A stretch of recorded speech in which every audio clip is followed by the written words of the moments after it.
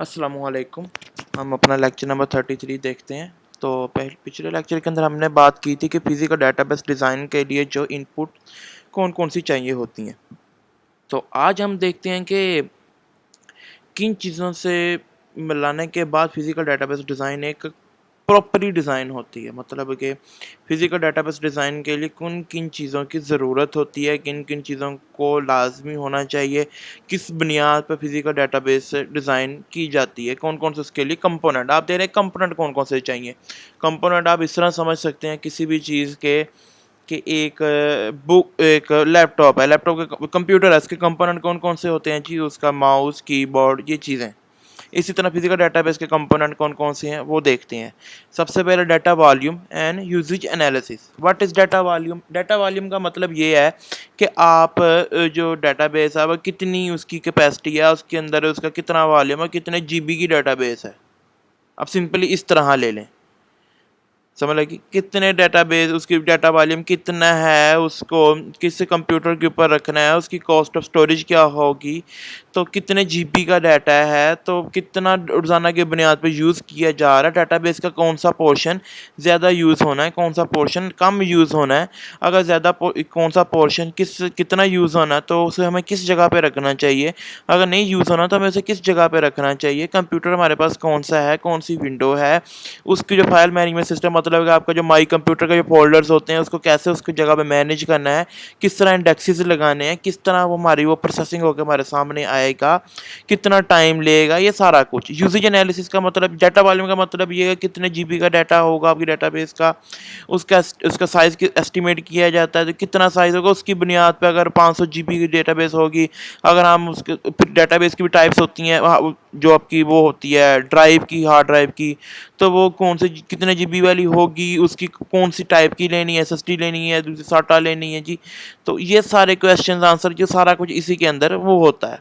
उसके बाद उसको देखा जाता है जी फाइल ऑर्गेनाइजेशन सिस्टम के अंदर के जो यूजेज उसका किस तरह हो रहा है, उसको कैसे असेस किया जा रहा है, कितना कौन सा पोर्शन डाटाबेस का असेस किया जा रहा है, उसका अगर असेसिंग हो रही है तो हमें कौन सा मेथड लगाया जाए कि हमारा जो डाटाबेस का वो कोई 2-3 मिनट में जो हमें शो होता है डाटा, वो हमें कुछ 1-2 सेकंड के अंदर आना शुरू हो जाए। तो ये इस तरह के जो पॉइंट्स होते हैं तो हम इसके अंदर वो क्लियर करते हैं।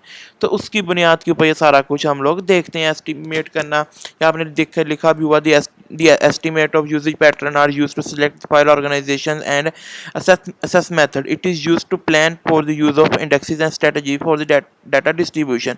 मतलब कि हम अपने जो इंडेक्सेस हैं उसके इंडेक्सेस को किस तरह मैनेज करना है, डाटा की डिस्ट्रीब्यूशन है वो किस तरह रखनी है, ये सारा कुछ यूजेज एनालिसिस की बुनियाद के ऊपर हम लोग कर रहे होते हैं। तो ये सारा कुछ इसी के अंदर होता है, या जब फिजिकल डाटाबेस डिज़ाइन कर रहे होते हैं ना, उस बुनियाद के ऊपर सब कुछ हो रहा होता है। उसके बाद डाटा डिस्ट्रीब्यूशन स्ट्रेटजी। सबसे पहले जी डाटा डिस्ट्रीब्यूशन होता है क्या है? हो सकता है कि आप लोग एक ही दुकान का सॉफ्टवेयर है, तो एक ही दुकान के ऊपर चेहरा, तो हमें उसे डिस्ट्रीब्यूट करने की ज़रूरत नहीं है। हो सकता है कि हमारे को 50 दुकानें या 100 दुकानें हैं, डाटाबेस एक जगह पड़ी हुई है, हम चाहते हैं कि डाटाबेस इस तरह की हो जाए कि ये ना हो कल डाटाबेस ख़राब हो जाए, हमारी 100 की 100 दुकानों का डाटा सारा रिमूव हो जाए। इसकी दूसरी एग्जांपल लेते हैं, फैसलाबाद बोर्ड का है, उसके ऊपर आपका रिजल्ट पड़ा होता है और लाइफ टाइम रिजल्ट पड़ा होता है। कोई भी बंदा किसी भी वक्त जाके आपकी डिग्री को वेरीफाई करवा सकता है। आप देखें कि अगर डाटाबेस चोरी हो, डाटाबेस आपकी एक्सपायर हो जाए, हमारे फैसलाबाद बोर्ड वालों की या लाहौर बोर्ड की या किसी की भी, तो कितना नुकसान होगा। ये सारे क्वेश्चन जो हमारे जहन में आते हैं उसको इस जगह के ऊपर मैनेज किया जाता है, कि देखा जाता है कि आपका जो फिजिकल डाटाबेस है वो किस तरह रखी जाए जो हमारे लिए वो सिग्निफिकेंट बन जाए, किस तरह रखी जाए वो हमारे लिए अच्छी बन जाए। तो ये सारे एक जो चीज़ें होती हैं वो इस जगह के ऊपर आके मैनेज की जाती हैं। देखा जाता है कि अगर हम अपने फिजिकल डाटाबेस को अगर को 50 या 30-40 जगह के ऊपर हमारी डाटाबेस यूज़ की जा रही है, तो उसके ऊपर हमारा कौन सा नेटवर्क आएगा, डाटाबेस किस नेटवर्क के ज़रिए मैनेज की जाएगी। उसे फिजिकली अगर नेटवर्क नहीं भी है तो अगर वो 2-3 बिल्डिंग्स में हो रहा है तो किस तरह उसे मैनेज किया जाएगा, नोड्स कौन कौन सी होंगी, नोड्स का मतलब होता है कि हमारी वो कितनी बिल्डिंग्स होंगी, उसके आगे क्या क्या होगा, ये सब कुछ यहाँ पे डिसाइड हम करते हैं। अगर डेटा डिस्ट्रीब्यूशन की स्ट्रेटजीज़ हैं, कौन कौन सी स्ट्रेटजीज़ होती हैं। सबसे पहले सेंट्रलाइज का मतलब है कि ऑल डाटा, हर तरह का डाटा एक ही जगह पे स्टोर, या मतलब कि एक ही कंप्यूटर पे एक ही जगह पे स्टोर है किया जाता। अब ये बैड वे है, अगर आपकी कोई एक दुकान का या सॉफ्टवेयर है या किसी एक चीज़ का सॉफ्टवेयर है, तो डाटाबेस है या कुछ भी है, तो हम इसे ये यूज़ करते हैं, अदरवाइज़ हम इसे अब यूज़ नहीं करते। इस पोर्शन वो लिखा हुआ है जो पार्टीशन डाटाबेस जो होती है, इसे ना दूसरा नाम है डिसेंट्रलाइज। पार्टीशन का दूसरा नाम है डिसेंट्रलाइज। अगर आप कोई और बुक देखेंगे तो डिसेंट्रलाइज लिखा था, यहाँ पे उन्होंने लिखा हुआ पार्टीशन लिखे हुआ है या फ्रैगमेंट्स लिखा हुआ। इसके अंदर ये होता है कि डाटाबेस के 3-4 टुकड़े करके, 5-10 टुकड़े करके डिफरेंट डिफरेंट जगह पे रख दिए जाते हैं। अगर फैसला बोर्ड ही है, अगर इसके जहन में अगर रखें तो देखो बच्चों के हमारे डाटाबेस के अंदर ना फैसला बोर्ड के अंदर सबसे पहले हमारा रिजल्ट होता है। उसके बाद जितने लोग ऑनलाइन है इंटरमीडिएट के लिए या मैट्रिक के लिए अप्लाई करते हैं पेपर एग्ज़ाम देने के लिए, वो डाटा इतना इंपॉर्टेंट हमारे लिए नहीं भी है। हमारे लिए ज़्यादा इंपॉर्टेंट कौन सा डाटा है, जो हमारा वो रिज़ल्ट है, तो उसे हम डिफरेंट जगह पे रख लेते हैं, उसकी कॉपीज़ बना के रख लेते हैं, ओरिजिनल रख लेते हैं कि यार डाटा हमारा कहीं ख़राब ना हो, इस तरह ना हो कि डाटाबेस हमारी ख़राब हो, हमारा वो डाटा हमेशा के लिए ख़त्म हो जाए। बैंक वाले भी इसी तरह करते हैं, वो अपना डाटा को तकरीबन को 7-8-10 जगह के ऊपर उसे रख लेते हैं। अच्छा, रेप्लिकेटेड के अंदर जाते हैं। रेप्लिकेटेड के अंदर ये होता है कि आप लोग अपनी फुल डाटाबेस को ना उसकी एक कॉपी बना के को 5-6-7 जगह के ऊपर रख लेते हैं। कल हमारा ये हो कि डाटाबेस हमारी ख़राब हो जाए, अगर वो पार्टीशन के अंदर भी पड़ी हो फिर भी वो ख़राब हो रही है, फ्रैगमेंट में पड़ी फिर भी वो डैमेज हो गई है, तो हम फुल कॉपी के ज़रिए उसको दोबारा सिक्योर बैकअप ले लें और रिकवर कर लें। बैकअप जो पड़ा होता है उसे हम यूज़ कर लें। अब बातें हाइब्रिड के ऊपर। अब ये स्ट्रैटेजी सबसे ज़्यादा यूज़ की जाती है। इसके अंदर कुछ डाटा हम सेंट्रलाइज़ कर लेते हैं, कुछ हम डाटा डिसेंट्रलाइज़ कर लेते हैं। ये डिपेंड कर रहा होता है हमारी क्रिटिकलिटी के ऊपर, हमारी डाटाबेस की कितनी क्रिटिकल है। नॉन क्रिटिकल डाटाबेस है, इसका मतलब क्या करते हैं, हम देखते हैं कि डाटाबेस है, इसका क्रिटिकल पार्ट कौन सा है, फिर देखते हैं दूसरा नॉन क्रिटिकल पार्ट कौन सा है। उस बुनियाद के ऊपर हम सेंट्रलाइज और पार्टीशन डाटाबेस डिज़ाइन करते हैं। मतलब कि क्रिटिकल जो पार्ट होता है हम उसे डिसेंट्रलाइज करें, यानी डिफरेंट जगह के ऊपर रख लेते हैं। जो क्रिटिकल पार्ट नहीं होता हम उसे क्या करते हैं, हम उसे सेंट्रलाइज रख लेते हैं। मतलब क्या, कॉलेज का सिस्टम ही है जी। आपके जो एग्ज़ाम का रिजल्ट है वो हमारे लिए क्रिटिकल, आपके फ़ीस का जो पोर्शन है वो हमारे पास क्रिटिकल है जी। फ़ीस अगर आप लोगों की चली जाए तो हमारा नुकसान हो जाएगा कॉलेज का। हम उसे क्या करते हैं, उस फीस वाले मामलात को हम 3-4 जगह के ऊपर रख लेते हैं। मतलब लाहौर एक जगह सिस्टम हमने रखा हो, वहाँ पे रख लिया, फैसलाबाद रख लिया, कराची रख लिया, या इंग्लैंड वगैरह की किसी सिटी में रख लिया। अगर फीस का मामला इसी तरह उससे भी 3-4 जगह पे ऊपर रख लिया, फिर उनकी कॉपी बना के भी पूरी की किसी एक और जगह पे रख ली। ये सिक्योरिटी के लिए हम करते हैं। और आपकी जो टेंडर सिस्टम है वो हमारे लिए इतना कोई इंपॉर्टेंट नहीं होगा। हम कहेंगे कि उसे सेंट्रलाइज से एक ही जगह के ऊपर रख लिया, अगर ख़राब हो भी जाएगा तो इतना इशू कोई भी नहीं है। हाँ, मेरी पॉइंट को समझ गए होंगे। अब बताएं जी, फाइल ऑर्गेनाइजेशन के लिए ये भी बहुत इंपॉर्टेंट पार्ट है फिजिकल डाटाबेस के अंदर। हम इसलिए इंपॉर्टेंट कहते हैं कि देखें जी, अगर आप फाइल ऑर्गेनाइजेशन को नहीं देखते, फोकस नहीं करते, तो जब आप डाटा को असेस करेंगे तो कितना टाइम लगेगा, बहुत ज़्यादा टाइम लगेगा। अगर आपके पास वो फाइल ऑर्गेनाइजेशन अच्छी की होगी तो आप इजीली चीज़ों को देख सकेंगे। तो सबसे पहले जो आपके जो फाइल्स होते हैं, रिकॉर्ड्स होते हैं किसी फाइल्स के, उसको हमने सेकेंडरी स्टोरेज के ऊपर रखना होता है।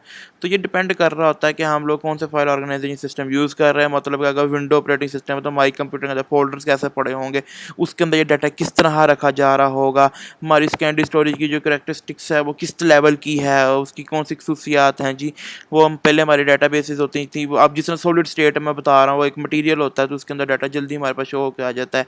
अगर आपके पास टेप वाली डाटा वो है, सेकेंडरी स्टोरेज डिवाइस है, तो वो किस तरह वो रीड करेगा।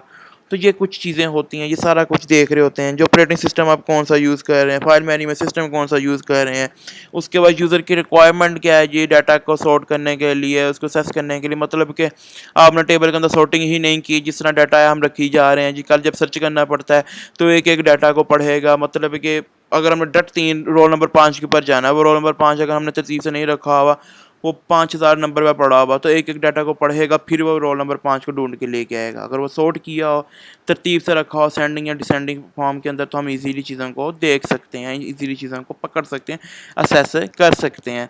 तो ये फाइल ऑर्गेनाइजेशन ये बहुत इंपॉर्टेंट होती है फिजिकल डाटाबेस जब डिज़ाइन कर रहे होते हैं, तो इसके ऊपर भी ज़्यादा फोकस किया जाता है। ये भी एक बहुत इंपॉर्टेंट कंपोनेंट है। उसके बाद इंडेक्सेस आते हैं जी। इंडेक्सेस मैं आपको ऑलरेडी बता चुका हूँ, टेबल्स के अंदर हम जब डाटा रखते हैं तो उसके साथ पे इंडेक्सेस लगा देते हैं। आप लोगों ने बार बार ये चीज़ देखी होगी एक्सेल की, मैंने आपको दिखाई है जी। अगर आपने एक तरतीब के अंदर डाटा रखा हुआ है, मतलब किस तरह की डाटा, एक रो ये रो है, एक दूसरी रो है, तो हम रो को क्या करते हैं, उसको नंबर दे देते हैं। यहाँ पे 1, इधर 1 आ जाता है, फिर एक 2 आ जाता है, फिर 3 4 5 से जितनी भी हमारे पास टेबल्स होते हैं इन सबको देखिए। अगर टेबल्स ऊपर कहीं नज़र आ जाए मुझे तो मैं आपको दिखा दूँ, यहाँ पे नहीं है। चल हम वैसे भी देख चुके हैं सारी चीज़ों के टेबल्स जो होते हैं, हम उसके अंदर वो उनको इंडेक्सेस दे देते हैं, मतलब उनको नंबरिंग लगा देते हैं 1 2 3 4। तो कल जितने भी हमारे पास रोज होते हैं हम उसको इजीली असेस कर लेते हैं। ये सारा एक सॉर्टिंग के लिए, चीज़ों को सर्च करने के लिए बहुत इंपॉर्टेंट पार्ट है हमारा ये फिजिकल डाटाबेस को। तो इससे हमारी क्या होती है, हमारी जो परफॉर्मेंस होती है डाटाबेस की वो अच्छी होती जाती है। तो इससे क्या होता है, एक टेबल का दूसरा टेबल, मैंने आपको बताया कई दफ़ा कि जो प्राइमरी कीज़ होती हैं वो ये इंडेक्सेस के ऊपर डिपेंड कर रही होती है। नंबरिंग लगाते हैं, प्राइमरी की बनाते हैं, सेकेंडरी की बनाते हैं, जिसको फॉरेन की डिज़ाइन करते हैं। तो ये चीज़ें हम लोग ऑलरेडी देख चुके हैं। उसके बाद आते हैं जी इंटेग्रिटी कंस्ट्रेंट्स। इंटेग्रिटी का मतलब क्या होता है जी, आपकी डाटा जो है वो कंसिस्टेंसी है, उसके अंदर एक्यूरेसी पड़ी है, ये प्रोटेक्शन उसकी है, उसकी क्वालिटी है, ये सारा कुछ डाटा की इंटेग्रिटी के अंदर आता है। करेक्टनेस का मतलब ये है जी, आपकी डाटा जो पड़ा हुआ है वो करेक्ट डाटा पड़ा हुआ है। ये नहीं है जी आपके नाम की जगह आपका मोबाइल नंबर लिखा हुआ है या फिर कोई और चीज़ लिखी हुई है, कोई तस्वीर आ गया आपके नाम की जगह। ये करेक्टनेस है। कंसिस्टेंसी ये है जी डाटाबेस की, कि फिजिकली अगर डाटा किसी जगह पड़ा हुआ, ये नहीं होता कि हर 10 मिनट के बाद ऑटोमेटिकली डाटा चेंज होता जा रहा है, आपका नाम ही हर 2 मिनट बाद चेंज होता जा रहा है डाटाबेस में। तो ये तो बैड चीज़ है ना। तो ये कंसिस्टेंसी है डाटा की, डाटाबेस की, कि ये डाटा हमारे पास फिजिकली वो पड़ा रहे, वो अब 10 साल 100 साल 50 साल इंसान मर जाए, डाटा आपका सिक्योर है। मिसाल के तौर पर अब नादरा का सिस्टम है हमारे पास, लोग मर चुके हैं लेकिन वो सिक्योर है। कोई भी बंदा जाके किसी का नाम लेके या CNAC नंबर बताया तो उसकी पूरी डिटेल उनके पास आ जाती है, कब इसने CNAC पहला बनाया, किस डेट को पुराना कार्ड एक्सपायर होगा, फिर इसने न्यू बनाया, अगर इसने पासवर्ड बनाया तो इसने कब बनाया, तो इसने किस किस जगह विजिट किया, ये सारी इन्फॉर्मेशन। अच्छा, उसके बाद क्वालिटी ऑफ डाटा, ये भी बहुत इंपॉर्टेंट पार्ट इंटेग्रिटी का जी। क्वालिटी ऑफ डाटा का मतलब ये है कि अगर आपकी डेट ऑफ बर्थ लिखनी है तो 12 में ही है या 4 में ही है, तो किस तरह से डाटा के अंदर, डाटाबेस के अंदर स्टोर करना है कि वो इजीली पढ़ा हो जाए, समझ आ जाए हमें। उसके बाद वो चीज़ें चेंज ना हो रही हों, दुनिया के मुताबिक चीज़ें हों।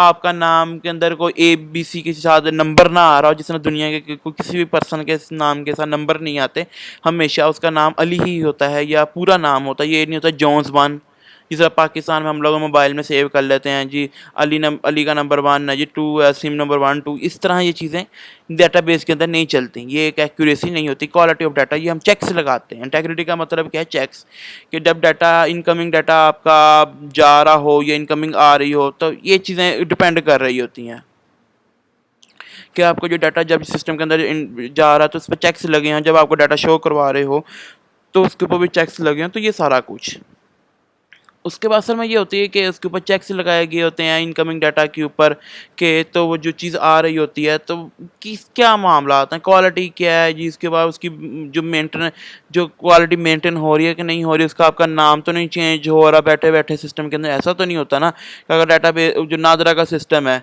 तो बैठे बैठे एकदम चेंज हो रहा है, इस तरह तो कुछ नहीं होता ना। तो अगर आपको डाटा एक्सेस कर शो हो रहा है तो कैसे हो रहा है, इनकमिंग आने वाला डाटा जो है वो किस तरह डाटाबेस के अंदर आएगा। अगर डेट ऑफ बर्थ कोई बंदा अपनी एंटर कर रहा है तो किस तरह एंटर कर रहा है।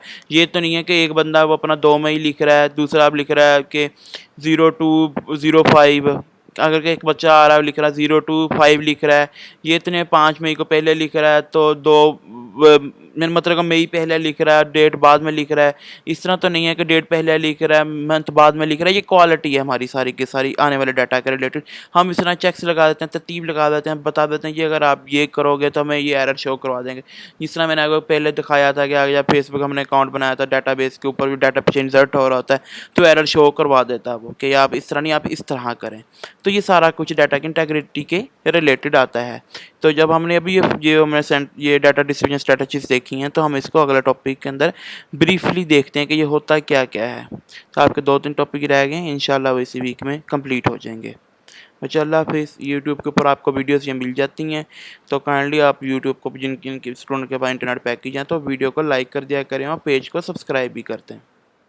थैंक यू, अल्लाह हाफिज़, टेक केयर।